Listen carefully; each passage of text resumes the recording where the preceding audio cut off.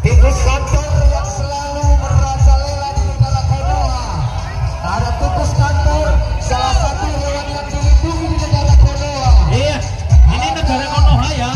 Budaya asli Konoha adalah budaya korupsi.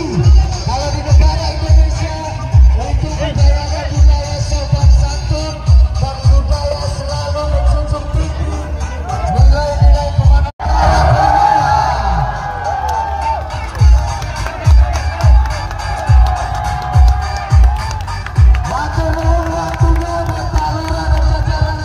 Thank you. Terima kasih.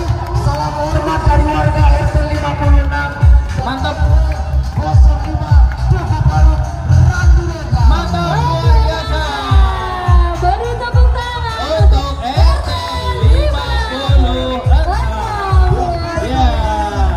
Thank you.